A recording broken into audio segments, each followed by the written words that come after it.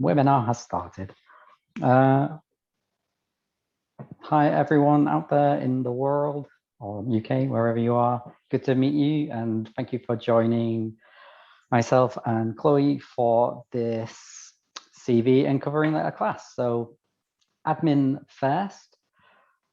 This is being recorded and will be made available soon. So please keep an eye on my Twitter feed and my blog for when that is ready, hoping it will be up towards the end of this week or the weekend. For those not watching live, hello from the past. So a bit about us before we kind of dive in and I tell you why we're doing this. So my name is Carl Smith. I'm a commissioning editor at Severn House, which is part of Canongate. I got my first job in publishing in 2013. I was 31 at the time because I just left teaching, showing you don't have to be fresh out of university at 21 to kind of make it in the industry. I was made redundant in 2016 and struggled to get back into the industry. So I started my Twitter and blog to basically rant about job applications. And that's kind of how this ties in to doing CV and cover and letter classes, because I talked about it a lot. And I was good at getting interviews. I'm just not very good at job interviews. So we'll ignore that bit. Now, that is me out the way. Chloe needs no introduction, but I'll let her give herself one anyway. Then we'll tell you why we're doing this. So Chloe. Hi, I'm Chloe. You may also know me as Pub Interns. So I joined the industry in 2016. I was fresh out of uni, sorry, Carl. And started my publishing life as a publicity assistant for W.W. Norton and Company. The way I got involved with Pub Interns was because, like a lot of people, I was looking for extra things to do in my spare time, ways to improve my CV and build up. And I knew what it was like to be going through the process of trying to get an entry-level job. And Pub Interns had already been running since February 2016. And I had met Emma, who founded Pub Interns at London Book Fair that year. And we became friends. And then I asked her if she needed any help running Pub Interns, because I was basically very bored doing job applications and wanted something to do with my spare time. And then a month later, I got my job at W.W. Norton and Company. And then it snowballed from there. And it's been about 5 years of Pub Interns now, in which time I've gone from being a publicity assistant to now a publicity manager at Penguin Random House Audio, where I manage publicity for all of audio across all 8 divisions and our own audio original projects. So if you want to DM me anytime about anything to do with like audio and publicity outside of entry-level careers, my handle is at Chloë Rose 1702. So do just DM me if you want to chat about any of that isn't Pub Internsy. Yeah, thank you so much. And funny story is what we met when I came and did a little work experience with you, didn't I? What, back in 2017, was it? I think maybe. So yeah, so you've gone on great guns since then. So I think you were still assistant then, and now look at you. Wow, I was still an assistant. Amazing. Yeah. So incredible. So great experience coming from Chloe. So I'm sure you will get a lot of tips from that, and I'll just waffle on. Right. So today we will cover tips for publishing job applications. We'll discuss our CVs and offer tips on those, plus how we approach covering letters. And then we'll answer questions at the end. So there's a Q&A pop-up thing at the bottom. If you pop any questions into there, we'll get to them at the end, or possibly as we're going along if we spot them and they're kind of relevant. As to why we're doing this, firstly, we just like giving help to publishing hopefuls because we're both so lovely. But also, this event is in support of the Book Trade Charity. If you don't know the Book Trade Charity, they are the publishing industry's welfare charity. They supported bookstores who faced closure due to COVID last year. They helped those who faced redundancy, as they did me back in 2017. They help those needing to relocate to London from elsewhere in the country for internships or new jobs. For example, they have cottages in North London, where you can go and stay whilst you're doing a work experience. They'll put you up. You don't even have to pay, I don't think, for that. And then they have a brilliant bookbinders cottages, which is a community up in North London where if you're new to publishing in your first role and you're coming from Hull or York or Scotland down to London, they offer affordable flats for people to move in, and you're in a nice little community with them. So they can really help you no matter what stage of your kind of publishing career you're in, whether you're just starting out or whether you're down the line. This year I'm running the London Marathon for them, and this event is kind of part of my fundraising drive to achieve that. So all tickets are free, but I really hope that if you do find this useful, you might be willing to donate in exchange for a ticket. It doesn't matter how much, it really does go a long way, even if it's just £2 or £3, like a price of a cup of tea or coffee, that goes a long way. For example, if everyone who bought a ticket, we got to 148 tickets were sold. So if everyone just donated £2, that would be nearly £300. Or if they did £3, it'd be nearly £450. And that goes a long way. But of course, don't feel awful if you can't feel you can spare that, even that. I know times are tough and perhaps people don't have jobs. You are welcome here no matter what, even if you can't. This advice is for you because we want to help you. Right. Oh, I'll put a link in the chat box as to where you can donate if you wish to. So there you go. Please do use that if you feel able to. Right. On with the show. So we will go on to CVs. We're going to discuss CVs first. So I'm going to share my screen and actually show you my CV from 2013 when I was first getting into publishing, and a couple of other CVs, and show you my kind of tips or little tricks, advice basically for CVs. So I will share with you. Let's see if we can get it going. Here we go. Hopefully everyone can see this. So this is my CV from 2013. This is the one that I used to get my first job in publishing, which was for a financial publisher. So they're not trade, they were very much business related and all about how to make money in stocks, basically, which I knew nothing about. I did not understand anything that we were discussing and what I was kind of editing, but I was there for 3 years and I quite enjoyed it. So this is basically the structure I used, and it's actually remained quite similar up until now. So simple name at the top, kind of address. I actually stopped using my address for a little while because I was based in Hull and I applied for a job in London. They told me they didn't hire me because they didn't want me to relocate. So I started hiding it, but hopefully that practice is gone now. I also never put my address on my CV. I also relocated from Leeds and thought, A, it doesn't need to be on there, and B, you might come up against what Carl's just said, that they think, oh, well, they're not going to relocate or we're going to have to pay for them to relocate. So I personally wouldn't include an address on my CV. Yeah, I don't think it's necessary either. I think it saves space not having it because you can put a lot more kind of information in there. And I actually tend to put my LinkedIn like hyperlink instead of my postal address. So do you put your social media on as well in the same place, or do you save that for kind of at the bottom? I do. At the top, I would put my LinkedIn, and then I would put my Twitter handle, and then I would put my contact details. Cool. Good to see. Yeah, that's different to me. I don't think I've ever included LinkedIn or my Twitter accounts either, actually.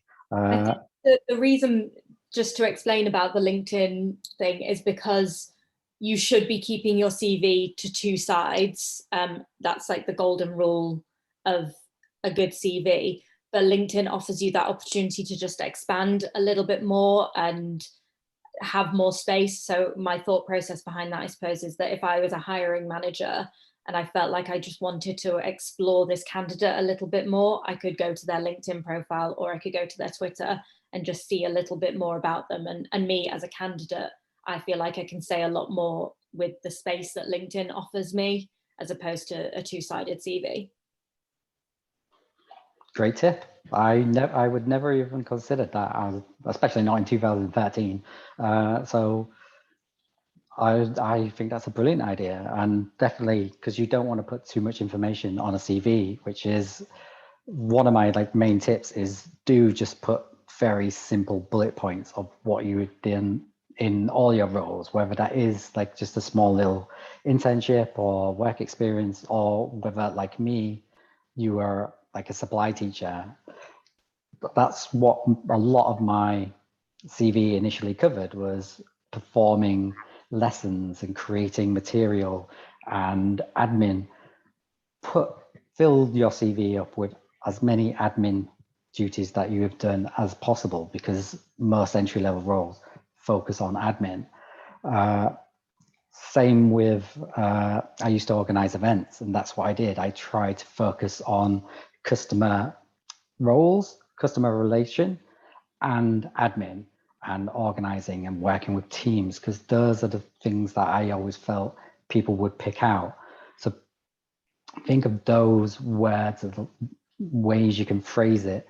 Just a quick bullet point rather than loads of text to cover what you did and what admin things you did and what systems you used, for example.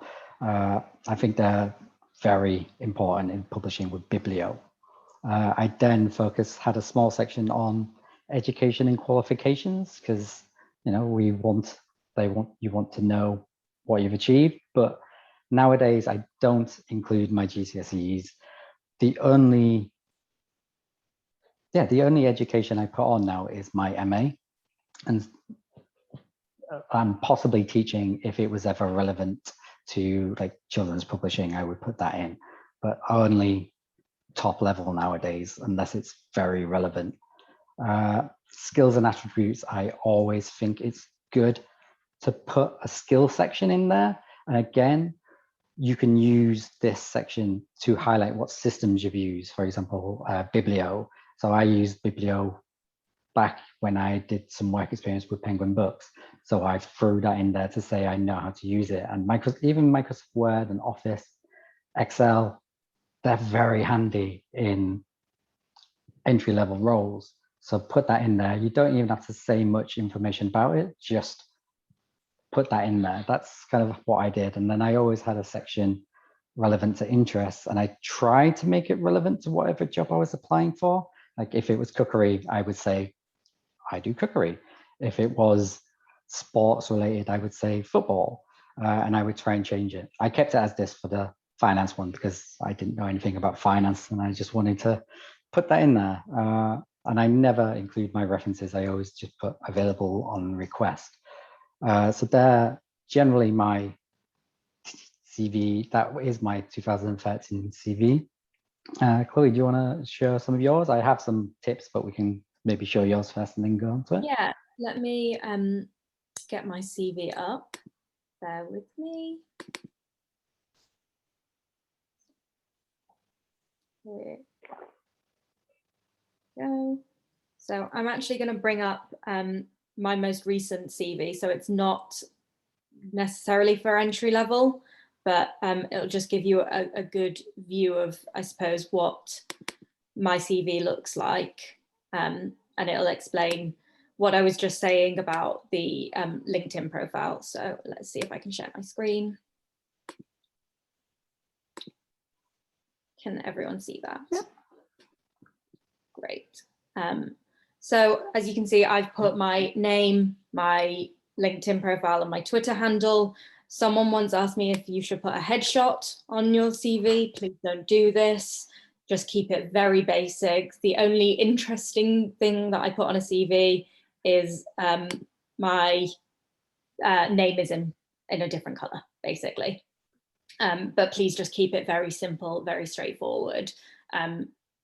On average, hiring managers will look at a CV for about 5 seconds, 10 seconds. So you want to keep it as clear and as clean as possible. They will more likely remember a really, really bad CV if it's got a headshot or it looks really bad. So I start mine with a bit of a profile, which is kind of 2 or 3 lines about who I am and where I'm at sort of, I suppose, in my career journey. So at the start of my career, I would have said that I'm an English literature graduate. I would have said that I've got experience with running publicity campaigns, which I had done through university societies. And I always put a little bit in about my personality, that I'm creative, dynamic and resourceful. And I was actually described as having infectious enthusiasm in my year 13 yearbook. So I still keep that in my CV because I think it's really important for publicity. Did you ever change that statement? Because I did used to have a statement as well, and I used to try to tweak it to whatever company I was doing. Yeah. Did you do the same thing? I actually rewrite my CV every single time I apply for a new job, and I change everything on my CV. So yes, I change the profile to meet the publishing house that I might be applying to. So for example, if I'm seeking a new challenge within publishing, that's obvious that I'm coming from publishing into publishing. I might be saying that I specialize in nonfiction if I'm applying for a nonfiction publisher. So yeah, I basically, my number 1 top tip for CVs is to rewrite it every single time. Like, you can have a template. This is a template for me, but I do rewrite my CV every time. I look at the job description, I highlight important details and the things that they're asking for, and I make sure that I've said it in my CV. So for example, you can see I updated the CV only this year, and when I'm drilling down into excuse me, my employment and my experience, I've looked at what they are asking for in the job description. So if it's they're looking for someone who runs bespoke campaigns or experience in delivering integrated and dynamic PR campaigns, I've basically just copied that from the job description and put it into my CV because I know that's what they're looking for. In publishing, it's very unlikely that it'll be run through a computer, but in other industries, I know that they do run CVs through a computer and try and match what they say to the job description. So I think it's always useful to just try and match your CV and your cover letter as much as possible to what the job description is saying. So obviously this is all experience, and please be aware this is for a publicity manager. So I would not expect your experience to be this detailed at this level for an entry-level role, but I've got quite a bit of experience now, so it's on my CV. And then I've got my internships here that I've done. Don't do an unpaid internship anymore. This was actually 2 weeks work experience, but it looks a lot better if you say an unpaid internship. But I wouldn't advise you to do an unpaid internship. That is wrong. Only do paid internships. Then I have my education and qualifications. As Carl was saying, keep it brief. I was actually told after you get your first job, take your A-levels off. I'm quite proud of mine, so I do still keep them, but I don't have my GCSEs. I only have my most recent qualifications, which is my BA. And then, like Carl, I kind of just merge everything in terms of interest, skills, and other things that I've done. And I just put this all in one section. So it's any mentorship that I've done, when I was a mentee, when I did like training things, and a lot of these things were things that I was doing at university anyway. So I wrote about my year abroad on a blog. I entered a few writing competitions. I was part of a society where I was a publicity officer, and then I also put in the computer programs that I know. I know it probably seems really basic, knowing Microsoft Word, PowerPoint, Excel, but saying that you can do that, and it just makes it really easy for the hiring manager. And in this day and age, if you've got experience using Zoom, Teams, things like that, I would also add that in here. And yeah, any other things that I've done, languages that I speak. And like Carl, I would never put my references on my CV. I would just say, I'm happy to supply references upon request. I don't think I was asked for references on my first job. So yeah. I don't think I was either. No. No, I don't think I was. My first publishing job, I don't think they sought mine. references out either. But yeah, I don't do it because I want to save space, and yeah, they can come to me later if they need it.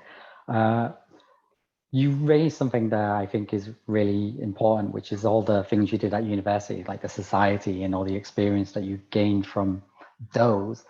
I think I hear a lot of people saying, like, I haven't got any paid work experience, or if within publishing, I don't know what to say in my covering letter. But if you did anything at university, if you Anything entered any done at competitions or you were with a university society, is exactly. experience. Things that Yeah, you don't think are relevant are a lot more relevant than you initially believe. And my number one thing that I always say to entry level candidates is, if you have any office experience or admin experience, put that in. So much of entry level work in publishing is admin related, sending emails, packing up boxes, sending books out, doing the post run, scheduling diaries. If you've got any kind of experience doing that, for years when I was at school, I was a front of house tickets salesperson at a stately home. So by the time I was applying for jobs, I knew that I could answer the phone. I knew that I could send emails. I knew that I could handle complaints. I knew that I could handle money.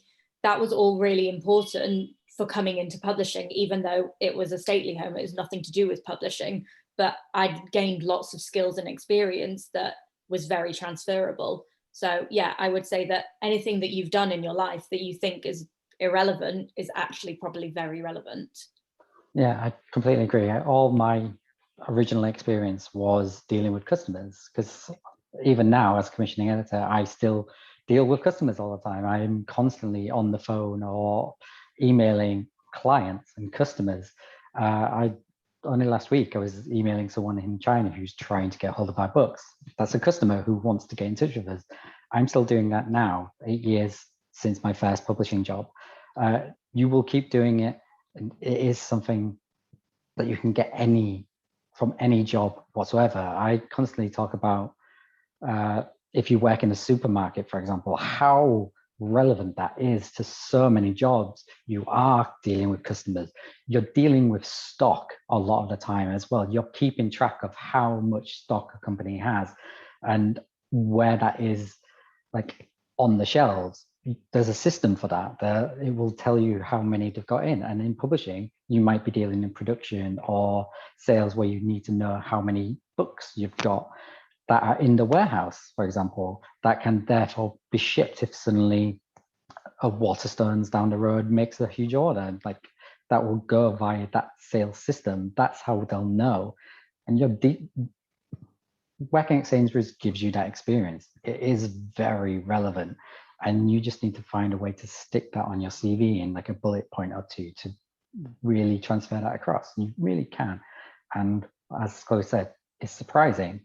It might surprise you, but it's relevant and very useful. Any other quick tips on CVs, Chloe? I think just keep it simple. And I think what I also would advise is, in your bullet points, always use active statements.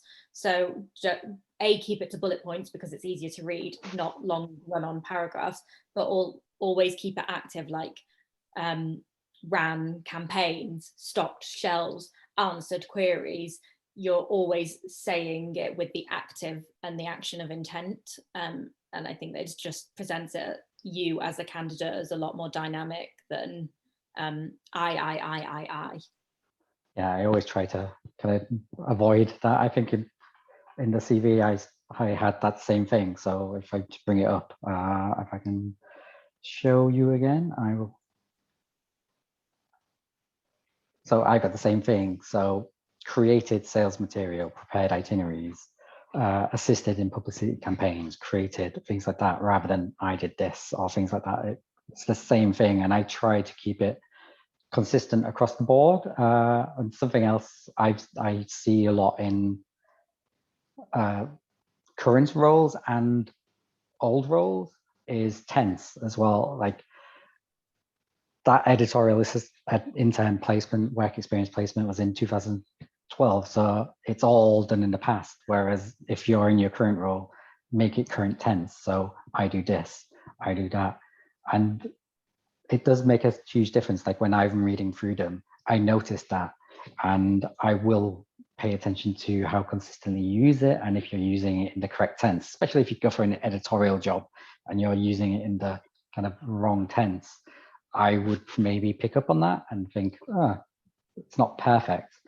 I can do with not perfect, but I would want it to be as close to perfect as possible for an editorial role.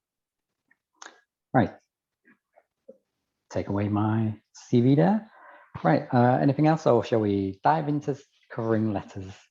Let's dive into cover letters, because I feel like these are the ones that we need to unpack a little bit more. Yeah, covering letters. Okay. Covering letters. Right. I'm going to actually share a slideshow on this one for a little bit to show you kind of how I approach covering letters. So let me get my presentation up.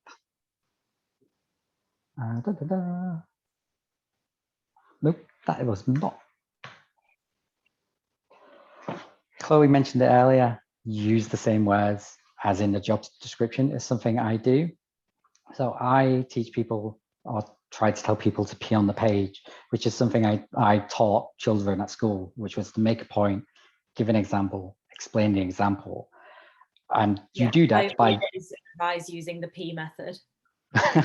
I think there's a peel method as well, where you link something, so that makes it kind of even more complicated. So it actually follows on, and that is the top tip for me. That is the number one tip on all covering letters for me, is to kind of use that system and use the job description as your point. I will come on to it later, basically. Don't pad it with loads and loads of content. Basically, don't waffle, just keep it succinct. For example, I don't start my covering letters by saying I'm applying for X job that I saw advertised in Y on X date, Z date. I don't bother with that. I just dive into, I think I'm good for this editorial assistant review at Kyle Books because of X, Y, and Z, because it gets it out there, saves a paragraph, 3 or 4 lines that you basically, as a hiring manager, I would just skip. I wouldn't read it, to be honest. I'd dive into wider experience and keep it relevant to them. Because when I was at Carlton Books, we were hiring for a marketing assistant. And the number of, so Carlton Books do nonfiction. And the number of people who actually said, I would like to work in fiction, was unbelievable. There were quite a few, even though we're not pure, at the time we were a pure nonfiction publisher, to try to make sure it's relevant to the company and what they publish and the role. Anything you want to add on, Chloe, before we dive into proper examples? I would always advise reading a company's catalogue or trying to look at their website or their Twitter page for any relevant books that they're publishing contemporarily. So if you're seeing what campaigns they're running at the moment, if you see what books are coming up, just peppering in 2 or 3. Please don't put in your covering letter, I want this job because I love reading and my favorite book is James and the Giant Peach. Like, I don't care. Go to the website of the company you're applying for and tell me what books they're publishing that you're excited about. During the London Book Fair and SYP conference, London Book Fair did an event and I was chairing the event. John Baker was on there and he mentioned something on that very topic, which was a great piece of advice, which was, don't just go with the obvious books. So if they have published Game of Thrones, for example, and you love Game of Thrones, great. Probably don't mention it because 99% of other people might mention it. So find something in their background that you have read and that you enjoy, or that there is an author on their list who you enjoy. Mention that. Don't just go for the obvious ones because it might not make you stand out. And they're not necessarily going to believe you that you are a diehard fan of Game of Thrones. They might just think you've gone on their website, seen Game of Thrones and thought, oh yeah, that's an easy one. Yeah, and then comes to interview, they ask you a question, and just imagine if you didn't know anything. Oof, that would be quite embarrassing if you got caught into that, but you probably wouldn't get a job. But yeah, definitely. And I always do, I will never mention a book that I haven't actually read because I want to be authentic and it to come across like it's authentic. So do that. But you can mention authors who you like, who are similar to those that they've published.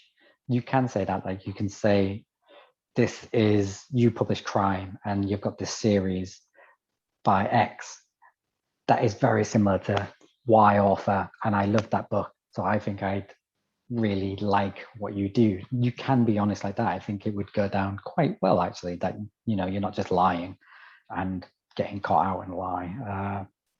Anything else, Chloe? I think I have an example. I would just say, is it like a general tip, I guess, for coming into publishing is, remember that publishing is an industry. We are a business. We are business orientated. It's not enough to love reading and to love books. Everyone loves books. You have to make sure that they know why you want to work in the industry, and you need to sell yourself because you will be in the business of selling books. So I really strongly advise you against putting anywhere in your covering letter or your CV that you love books and love reading.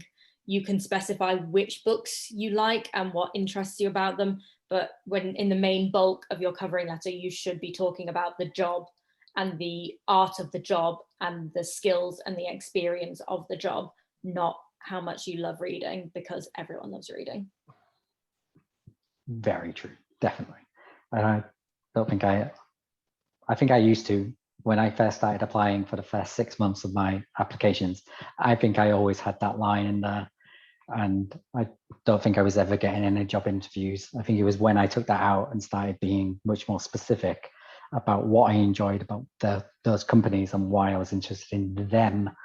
That's when I started getting interviews with, and because I was coming from teaching, I wasn't looking into fiction. I was very much looking into academic and professional and nonfiction. They're the areas I was going because it suited my background and what I had experience in from teaching. So I would always recommend that as well, kind of know where you might be able to get in and try and use that as a launch pad. Doesn't necessarily have to be your forever role, and you don't always have to be in, if you want to work in trade fiction like I do, you can go and work in professional nonfiction and then move across, because I did it. And I think I saw recently someone I know who's now an editor at HarperCollins, who started in Taylor and Francis a couple of years ago, just as an editorial assistant. She's moved up in about 3 or 4 years into an editor, from professional nonfiction to editor at HarperCollins. She's done incredibly well. She's rising like you, Chloe, rising as quickly as you. So I very quickly wanted to provide an example of like peeing on the page from a job advert that I applied to found many a year ago. I think this was in 2018 or something. I think when I started reapplying for jobs or something, or I found this anyway. So this is with Kyle Books, who I said I did some work experience with. So they do, as I said, nonfiction, mainly cookbooks. So this is their job description. What I would do is I very quickly highlight the key words, like they like narrative nonfiction and illustrated nonfiction, high-end food and drink, healthy eating, well-being and crafts. They're relevant to me and my teaching background. Then I'd look for the key phrases that Chloe was mentioning to stick into like the CV later. I look for them to stick into my covering letter. So for example, admin and liaising with other departments. So I want to take this and show you a very basic example of how I would basically pee on the page for this job. So P, like the love for illustrated and narrative nonfiction, the high-end food, drinks, gardening, healthy eating stuff. How can I make that relevant based purely on my teaching experience? No other publishing experience at all. Not even when I ran events when I was 18, so many years ago, just teaching. So here's how I would do it. I'd make the point that thanks to teaching, I have strong interest in the books that you publish at Kyle Books. That's a simple point, get out there. Example, I actually taught food and technology for 3 months. 2 kids, I shouldn't have been allowed to, but I did. So therefore I would make that relevant.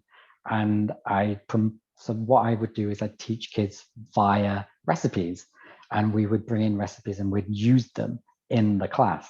So I try and stick that into there to prove I know what books they do. As I said, this is very basic.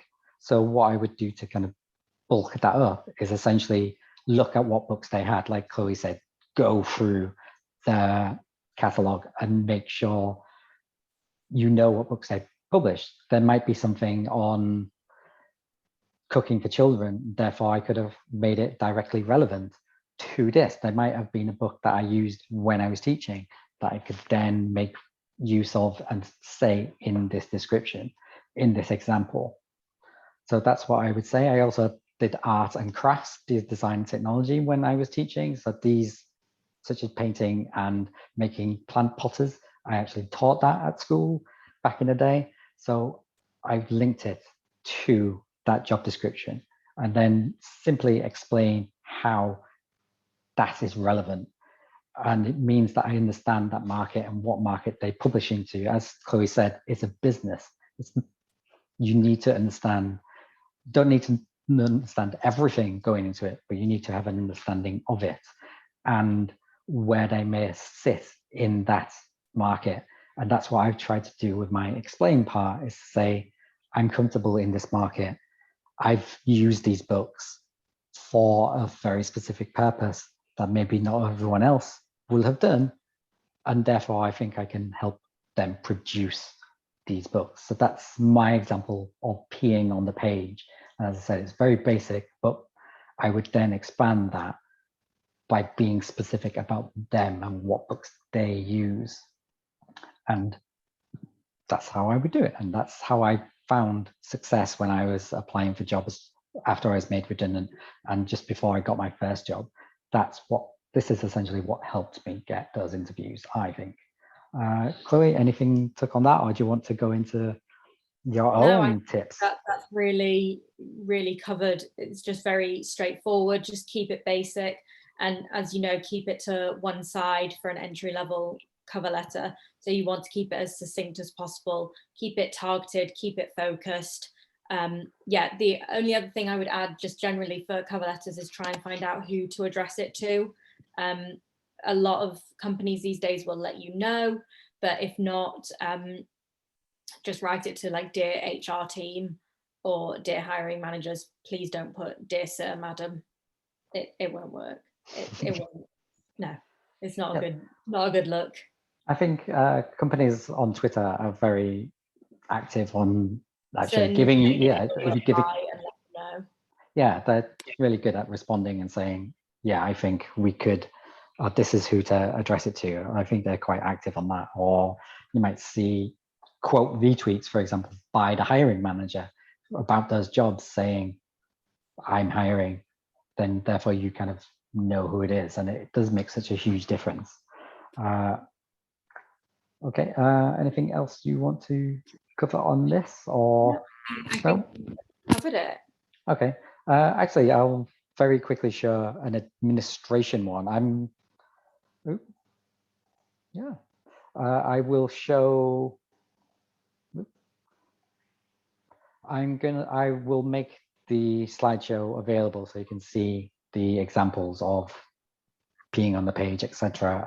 And I might even I'll put my old CV on the website as well, where the video is. So we'll make that visible. But yeah, admin again is something we've discussed. So there'll be an example there for that. So we have kind of 20 more minutes now.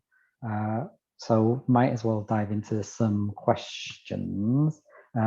We have quite a few. So have you seen any, Chloe, that you definitely want to dive into? First up, I mean, there's a very simple one here. How often do you update and edit your CV, Chloe? You should update your CV every couple of months, and don't just wait until you desperately want to apply for a job. Every time you do something new or exciting or interesting, add it to your CV, basically. Just keep it fresh. Yeah, I agree, because I forget everything. basically. I forget what I've done last week, so I You don't will. think that looking at the job description thinking, God, what did I do in that job 3 years ago?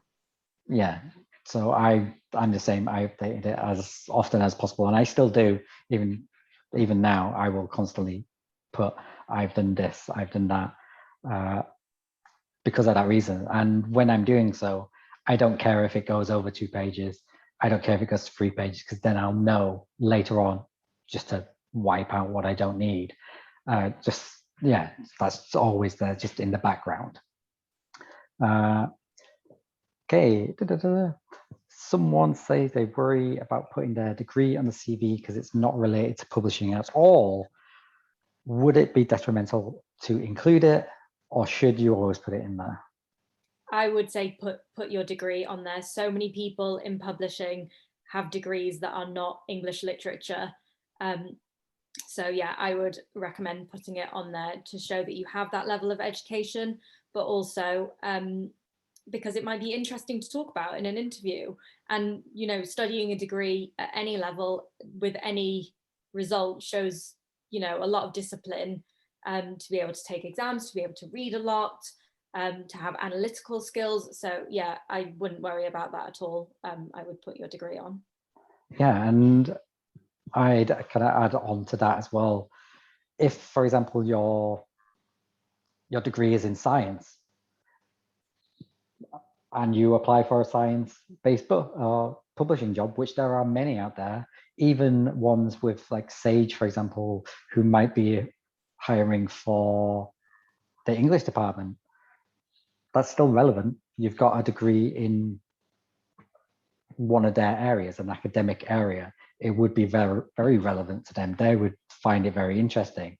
And if you apply for trade nonfiction, for example, and you're doing bakery, cookery, or something like that, measurements. You might understand measurements and recipes and processes that a lot of other people don't know. So it is very relevant. You can easily, I'll say manipulate it, because you can make it sound exactly like what they need and what they want. Geography, for example, is another thing that kind of has so much relevance to so many publishing jobs that you kind of wouldn't think about. Like sales territories, you need to work in sales, you might work in a specific area, and if you know geography, you know those regions and you know what works in those regions, kind of economics of that area, not just where they are on a map, that is relevant. The same with every other, even if it's like engineering, car publishing, things like that. It does come up a lot. I guarantee you, definitely put it up there. And as Chloe said, it's a nice talking point. Definitely. I wonder what the percentage is of English degrees or other people who don't have those degrees. Anyway, have you seen any questions you want to dive into as well? Or have you looked at them? What is your opinion on creative CVs designed with Canva or InDesign? You kind of touched on that earlier, Chloe. So anything you want to say? Just to answer that very briefly, I think a Word document or a PDF is always best. If you've designed it with Canva or InDesign and you can convert it, I'd probably say InDesign is easier because you can convert it straight to a PDF. And as you say in the question, if it's automated recruitment software, it might not be as easy for that kind of software to match up keywords. So I would always recommend using Word and converting it to a PDF. But if you feel like you want to use InDesign, then I think that's fine. But yeah, a PDF is just the simplest, most straightforward way. And it also means that things don't sort of shift on the page once you've converted it to a PDF, and it makes it a lot easier for people to read.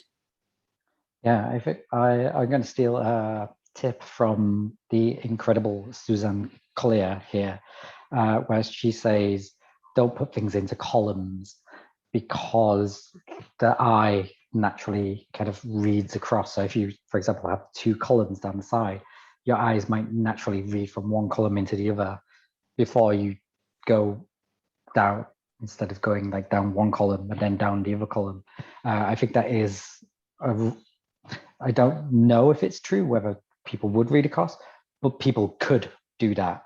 So therefore, try to get that out of there, that possibility. And unless you are a designer, you're not going to be expected to know too much about the kind of design flaws or make everything beautiful on a page. On the design front, I always say don't have bullet points that go from the first page to the next page. Like my publishing job experience from one job won't suddenly go from the bottom of the first page to the top of the second page. That's the kind of design I would look for.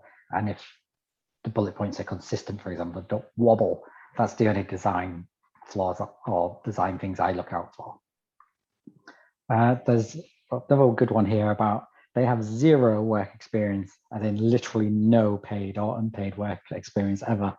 What would we recommend highlighting on the CV, since all of ours did actually include experience? Well, I'm just going to say straight up that's a lie. You do have experience. You just think you don't. Anything that you have ever done in your life is experience. If you have been to school, if you have been part of a club, if you have read a book, if you have, gone on a summer camp, you have experience. You just need to think more deeply and more carefully about your life and what you've done, and how that pertains to the jobs you're applying for and the experience you're looking to gain. So I would say that you definitely have experience. You just need to unpack a bit more what that experience actually is and how it's relevant. Yeah, when I was made redundant and I started looking at new jobs, I actually used to take away a lot of my experience. That's one of the reasons why I started my Twitter feed and why it was actually anonymous originally. No one knew who I was for ages, was because I used to lie on my CV by taking experience away. But the reason I bring that up is because when I was doing that, I spoke to a career advisor who actually said, don't focus. So I gave them a CV that didn't have as much experience on, and I didn't tell them what my background was. And they said, okay, let's focus on the skills over the experience. So both Chloe and myself had our experience at the top and then skills lower down. Move that around, put your skills at the top. Do you understand Canva? Do you understand Twitter, Instagram, things like that? If you're using them, you've got experience that could be very relevant to publicity and editorial. Like I used Canva a lot in editorial. I used MailChimp, for example, all the time in both my roles in editorial and in marketing when I was in there. So that's relevant. Then once you've got your skills, then you can focus on the education. Maybe you've come from university, and as Chloe said, you've got experience of writing to deadlines, for example, and answering essays. What are those essays on? For example, are they on literary fiction, a specific author? Maybe that's relevant to the company you're going to apply for.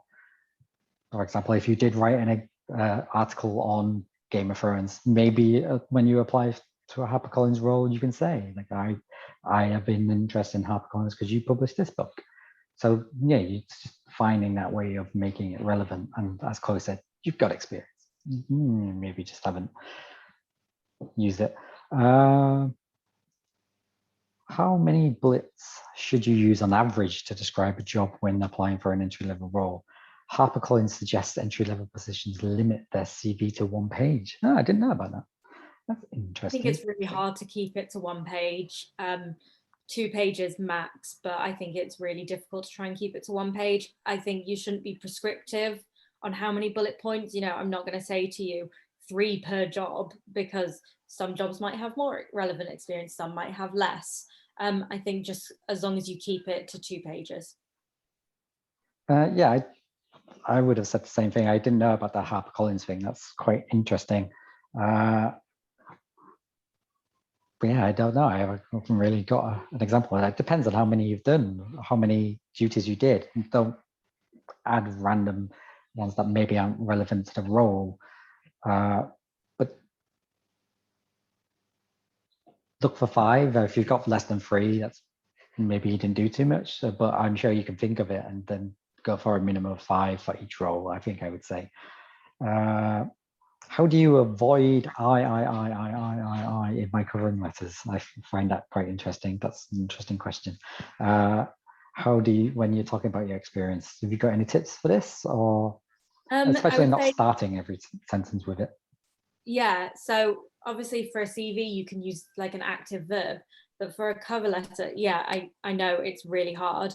I think if you are referencing things, so for example, for this campaign, when I did this, you're still going to then say I, but it just, when the hiring manager is reading it, it doesn't read as every paragraph starts with I. It's just, how can you introduce the point that you're trying to make without saying I did this, then I did this. It's when we worked on this, when I was working on this campaign, this was the highlight of doing this, blah, blah, blah. Just trying to find other ways to say, to introduce a theme, I suppose. Yeah, when I was teaching, so I actually trained in English to teach English. Sentence starters was something we taught because it was a way of making children not constantly start with I. So, for example, the PowerPoint that I showed earlier, the P on the page, is actually, how many sentences do I start with I? I don't think I started a single one. Thanks to my background in education, I have a strong interest. For example, as a teacher, I taught while I engaged. So it's just mixing up that. Every other sentence you could start with I, that's absolutely fine. And maybe you did something as a team, so you can say, we did this and I did that. We did this as a team. I had responsibility for this. Just mix up the sentence starters, basically. Other questions? Let's have a look.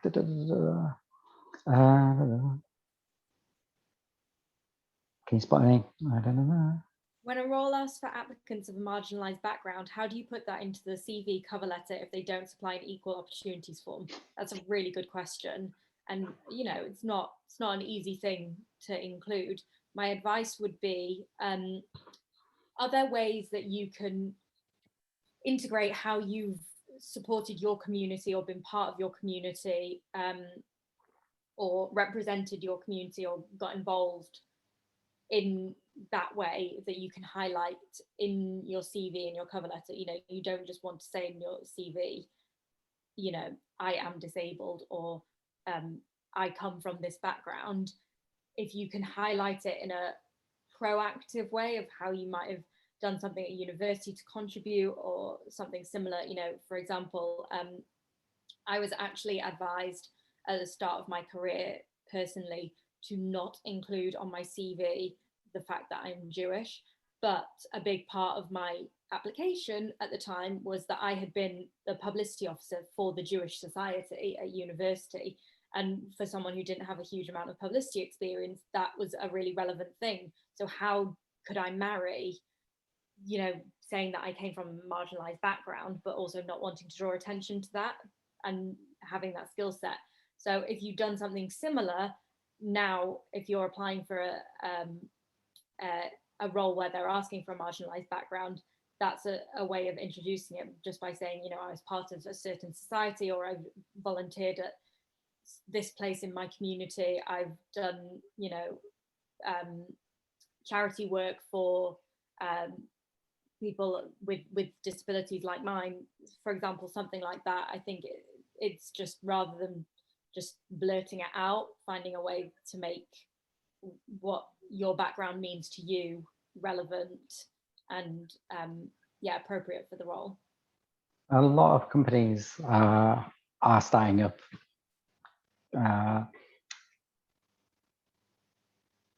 organizations, I guess, within their companies. For example, have a lot of BAME networks. They have LGBTQ one. I think Penguin have got just someone just got a new disability, was it? I think. Yeah, so there's one for disability, there's one for LGBTQIA, and there is one for, it's called Colourful, which is for our underrepresented communities. Yeah, so if you know those companies actually have this, you can mention that in the covering letter, like right at the start. I would share that right at the start and say something like, I'm interested in your company because look what you do. You have I really this. like the work that Colourful are doing, and I'd love to be part of that. Yeah, that shows exactly that point, that you, and it shows that you know them. It's you're interested in them because of this, and it's relevant to me. So I think that would shine through quite nicely. I saw one which I think I've just lost now. Oh no, I've lost it. It was relevant to something you have in your CV, Chloe, which was about how do you show achievements in your covering in your CV. I have sales records, like X book is sold X many copies above the projected. That's what I have, but you have so much more examples of that because of your publicity. So what do you think of that? Yeah, I definitely think you can just show your achievements by saying that. And if you're doing the P method, every example is an achievement. So, you know, if I'm saying I've got really good contacts in journalism because XYZ author has been on This Morning, the One Show, Graham Norton, that's showing my achievements. So it's really quite straightforward. And on a CV, you can either interweave that into the bullet points from, if it's from a particular role, or you can just add it to the end section where you're putting your skills, achievements, interests, things like that. Interesting. Someone said they used to have simple Word CV. Now they've used the PDF one from Canva, and they're getting a lot of interviews. Well done. Well done. Yeah, good. Well done then. Someone asked if we could do kind of this in terms of interviews. I would very much have to sit out on that one. I have failed way too many job interviews to give anyone advice. But do you have any tips for interviews? Someone also asked about how they struggle with coming up with questions at the end of interviews, for example. Yeah, I think that's really interesting because questions at the end of an interview are vital. If they say, do you have any questions, and you say no, that is the wrong answer. Or if they're relevant to how much will I get paid. Yeah, don't ask how many holiday days am I going to get. Don't ask, you know, what's my salary going to be. I think always ask questions about the role in and of itself and about the team. And something that I actually did that's really helped me in the last few years with these kind of questions is the Squiggly Careers podcast. And they also have a book out by Penguin, have a whole section on values.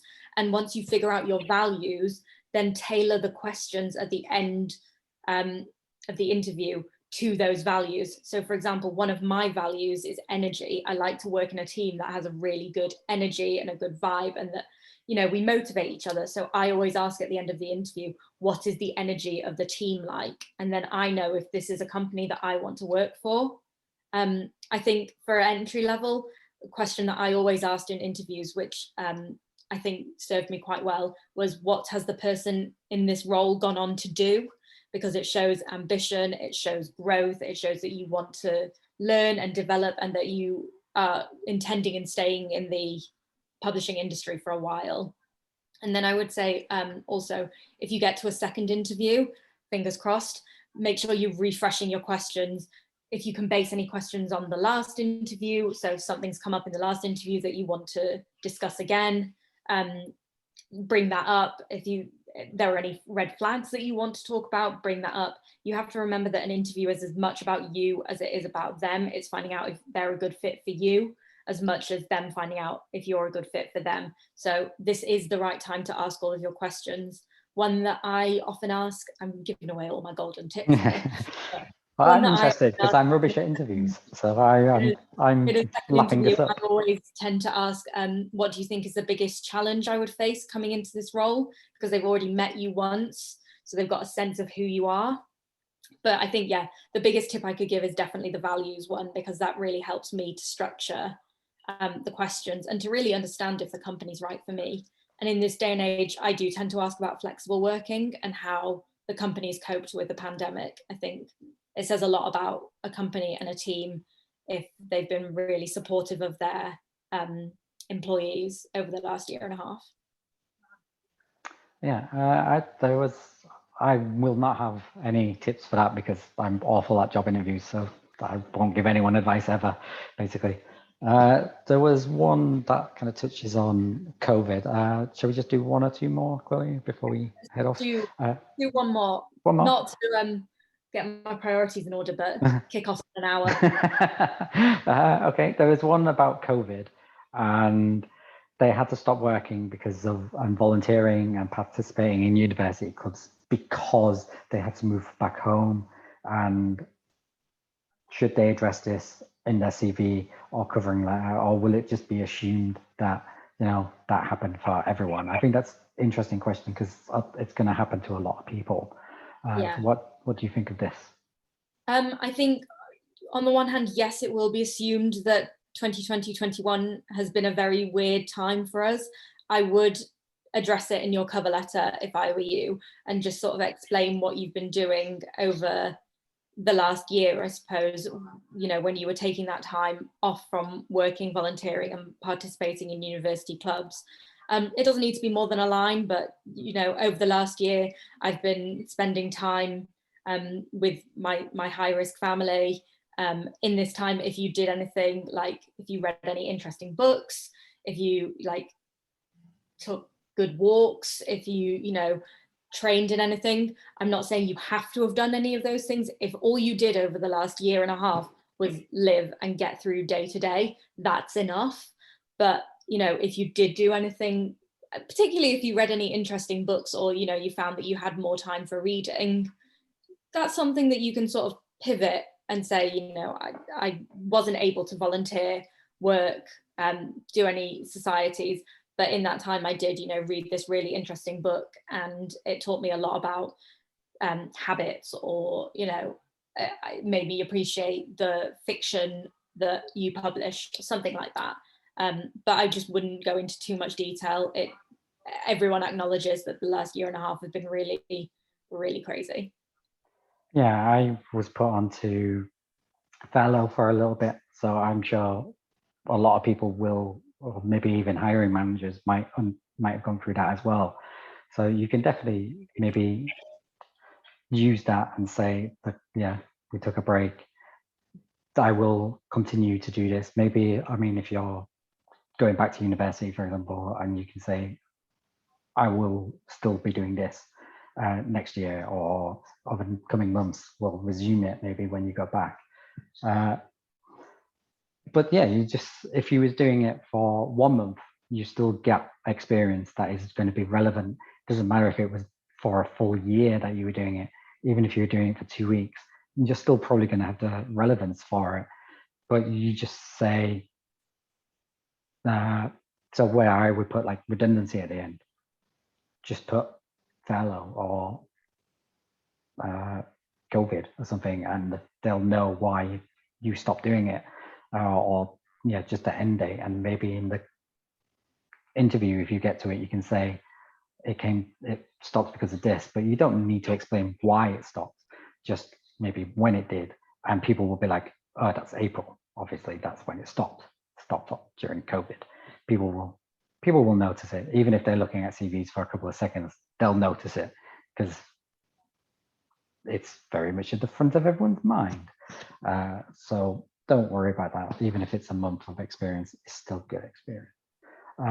So I think we'll leave it at that. So as I said, this will go up on the website, this recording. If you have questions, please do contact us.